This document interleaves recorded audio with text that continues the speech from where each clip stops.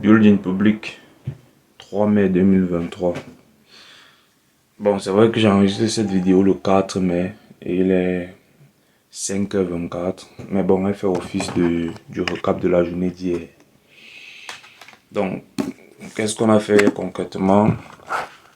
Juste le travail, principalement le travail, étant donné qu'on a beaucoup de points sur lesquels on doit avancer en ce moment. C'était essentiellement le travail. C'est vrai qu'on est un peu allé à la boutique, on a un peu fait le terrain, mais bon, la journée était essentiellement constituée de travail.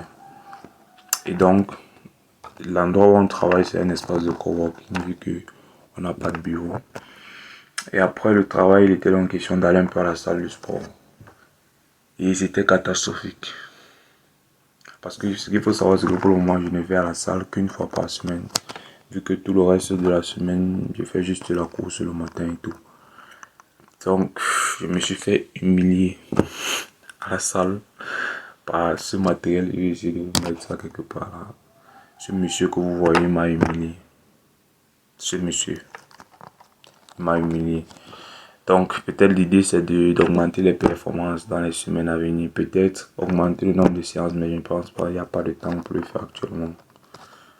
Donc, ce sera probablement avec le matériel à domicile directement. Parce qu'à la salle, chaque jour, ce n'est pas évident.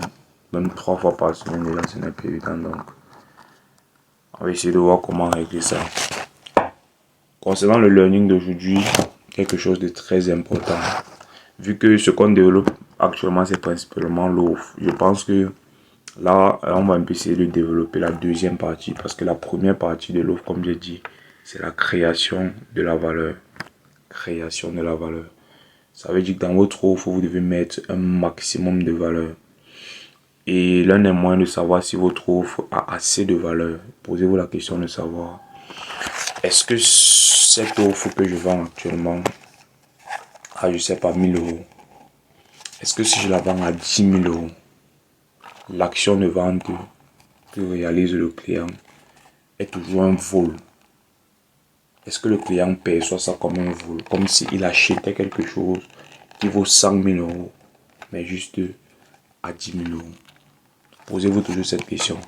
Parce que si la réponse est non, si vous ne pouvez pas multiplier le prix par 4 et que la réponse reste oui, alors très probablement votre offre n'a pas assez de valeur. Et comme j'ai dit, si vous êtes dans les commerces généraux, si vous vendez par exemple des blocs-notes comme ça, vous n'avez pas besoin de vous concentrer sur la valeur, vous devez vous concentrer sur les systèmes. Donc je parle principalement pour les cartes magiques que j'ai évoquées hier, notamment ceux de la santé, richesse et relations.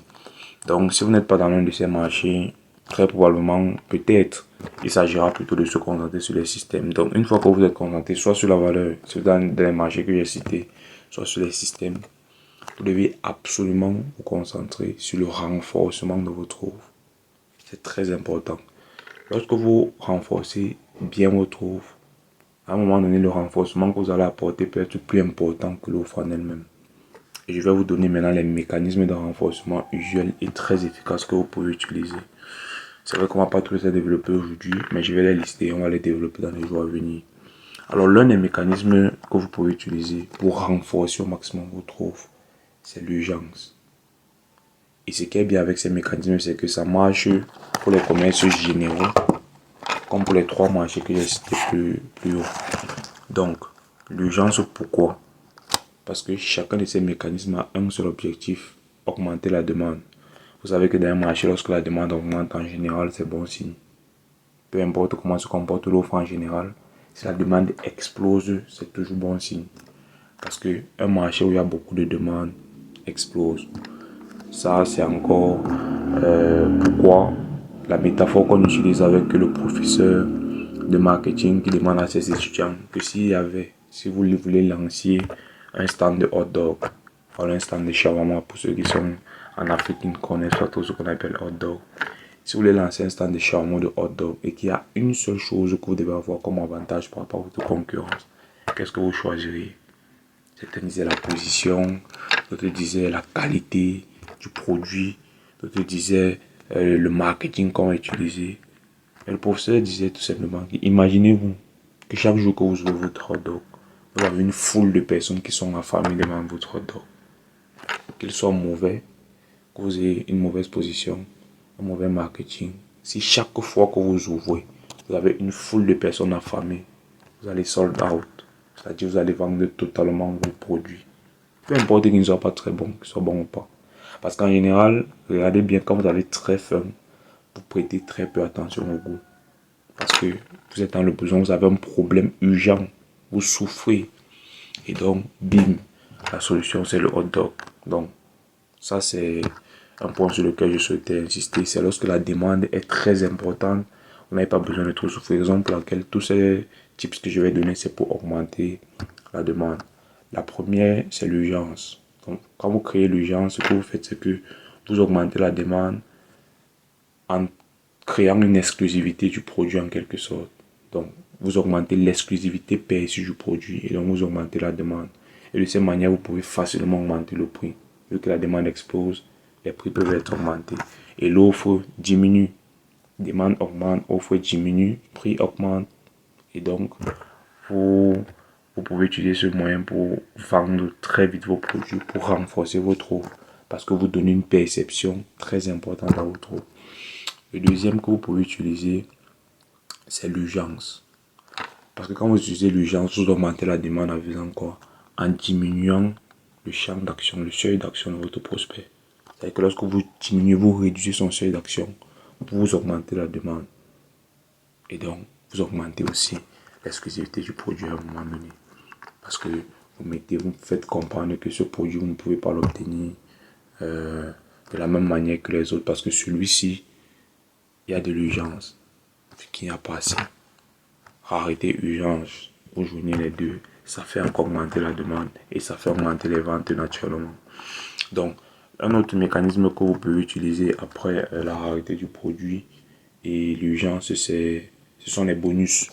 Parce que ce qui est bien avec les bonus, c'est que ça met un peu d'exclusivité dans votre produit. Après les bonus, une fois que vous avez utilisé urgence, vous avez utilisé rareté, vous avez utilisé bonus, vous pouvez également utiliser les garanties. Pourquoi? Parce qu'il est très important de comprendre que dans un acte d'achat, le risque, c'est quelque chose qu'il ne faut pas négliger. Or, en utilisant les garanties, vous inversez le risque, ce qui augmente encore la demande.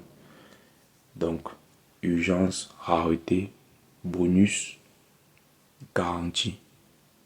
Et quand vous avez utilisé ces quatre, vous utilisez le dernier qui sont les noms pour personnaliser votre produit et donc relancer la demande.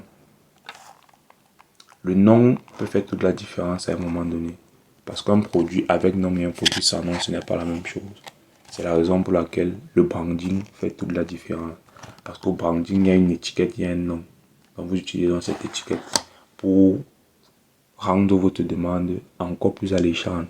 Parce que vous la présentez au niveau de vos prospects d'une autre manière.